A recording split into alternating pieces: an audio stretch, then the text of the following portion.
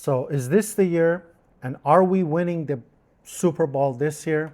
Stick with me, guys, and we'll talk about the possibilities of us doing that.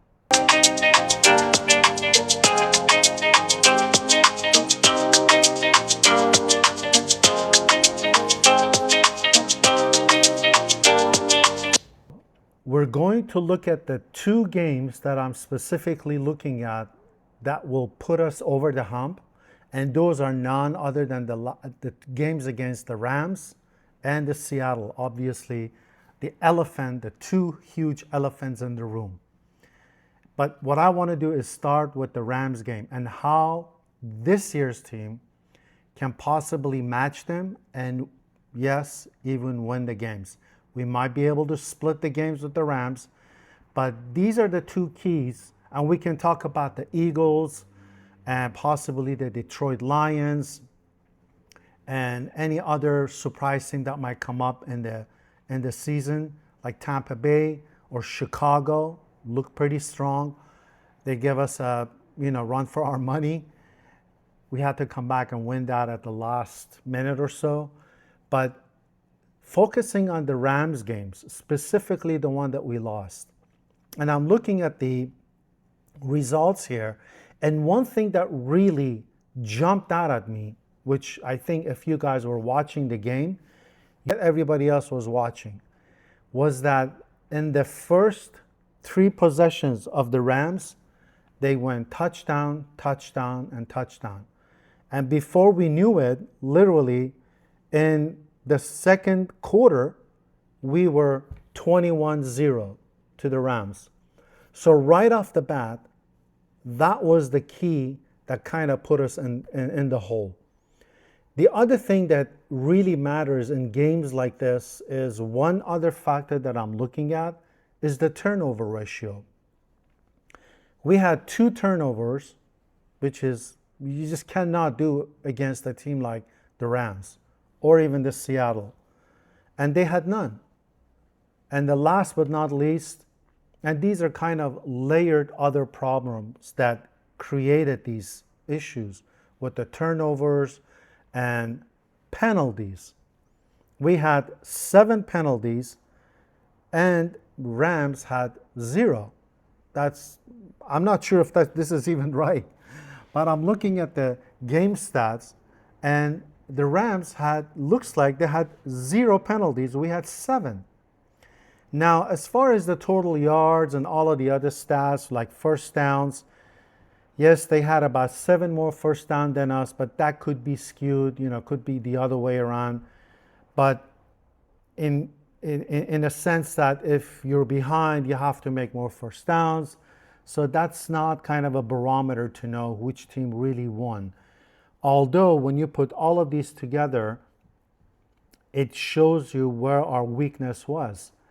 And when you come off in the first quarter and going into second quarter and you're already 21-0, that in itself is a huge problem, which means 2 things. One, your defense couldn't stop their offense because they literally, on their first possession, they went 10 plays, 64 yards, and they took about little under 5 minutes to score a touchdown.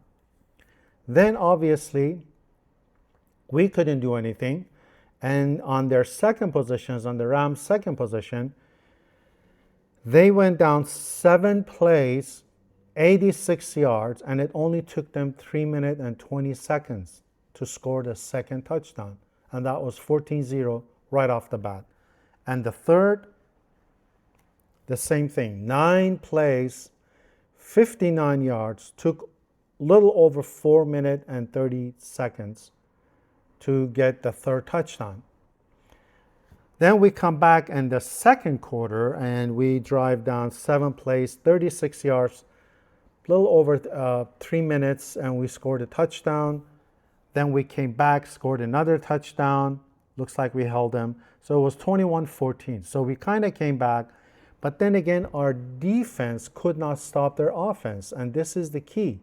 Because right after we made it 21-14, the Rams just came back. They drove 12 plays, 64 yards, almost 7 minutes in the third quarter, and they went up 28-14.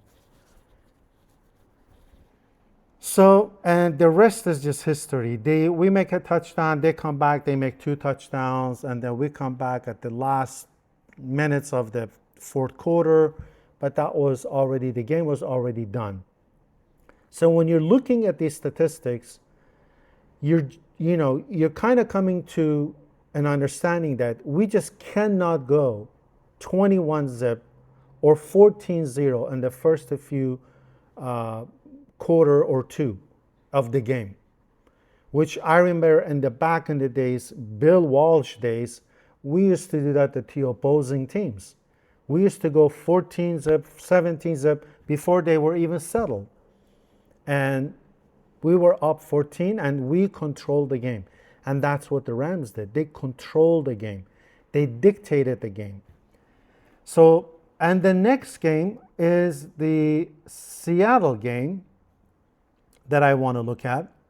And that's another one, which is the playoff game, which everybody remembers. What is there to talk about? I mean, seriously, what was there to talk about? 41-6 for Seattle.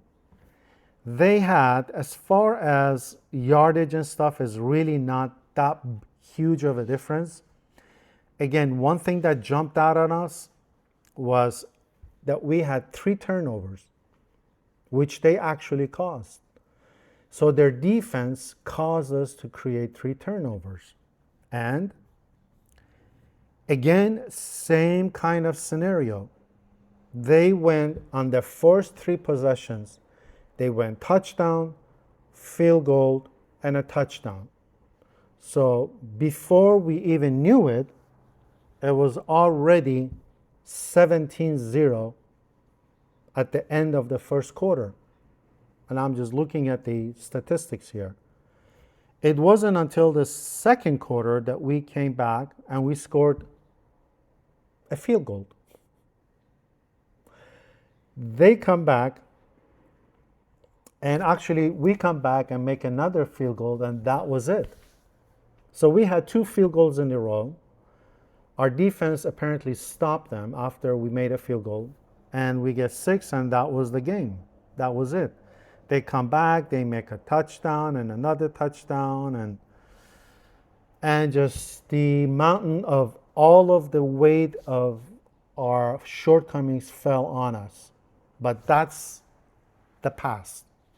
What I want to talk about is now and this year. This year, we have Bosa coming back. We have free agents like Osa that have signed with us. And we have better offensive line, I believe. We have depth now in offensive line. We have Kalen back and also Jordan James. These 2 guys are going to be very essential for us to winning the games. Now, when I looked at the Rams game and the Seattle's game, those same criteria that made us fall behind those teams and not be able to move the ball, those are the ingredients that we have actually tried to, alleviate by either inclusion of free agents and draft. So Brock Purdy and Mac Jones, both of them have learned tremendously in the last couple of years. Well, more for Brock Purdy. Christian McCaffrey is going to be a key factor. And also, we have speed now on the wide receiver where we didn't have. Jacob Cowing is showing some promise. He looks like he's kind of coming to his own. And Jordan Watkins is also turning some heads.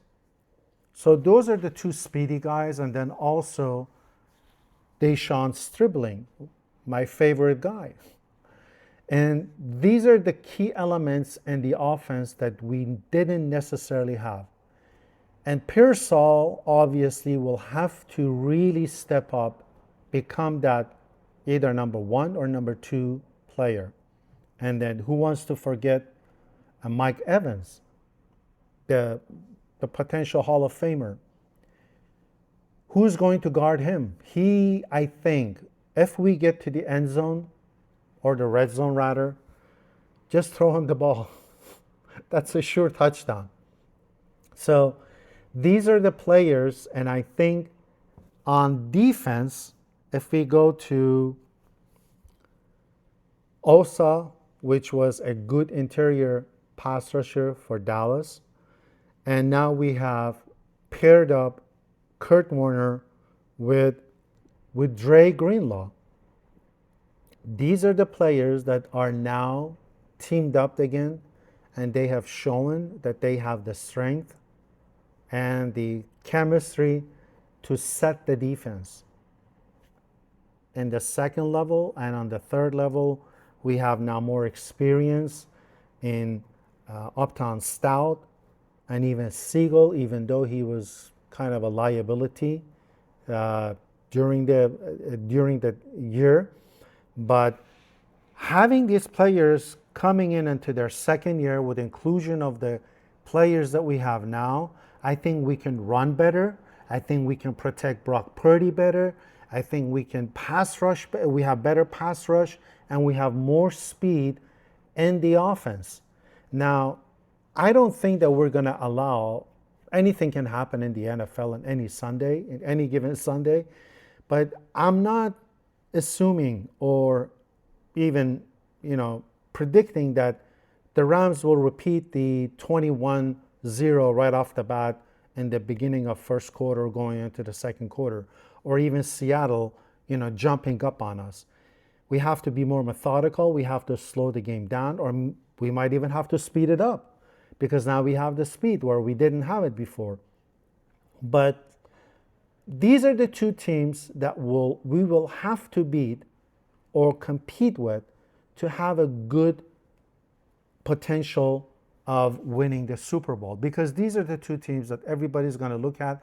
And I know a lot of the pundits and experts, so-called, are looking at even Philadelphia. And let's not forget about the dark horses like Green Bay and Chicago. Two good quarterbacks, two good teams. Now they have gotten probably better. They have another year under their belt. Everybody's progressing. But 49ers definitely have, with the inclusion of the free agency that we've had and the players that we've added through the draft, and with the experience of the last year's rookie that will now progress into the second year, our defensive front is stronger. We have Bosa coming back. We have Michael Williams coming back. We have now Romello Hyde, that is a kind of a highly touted pass rusher at the other side of Bosa. So we do have the key elements and the key players. We just have to, two things: not turn the ball over, get to the quarterback by pass rush. Everything else will slowly fall in its place. We can move the ball, we have the speed, we have the running backs, we now have depth on the offensive line, and there is no limit, seriously. Nonetheless, guys, these are my kind of thoughts about this upcoming season. I truly believe that we have the ingredients, we have the elements in the team, and with Kyle, and with now Raheem Morris, kind of reboosting the defense and reboosting the offense and making the team stronger, faster, and better, and eliminating mistakes.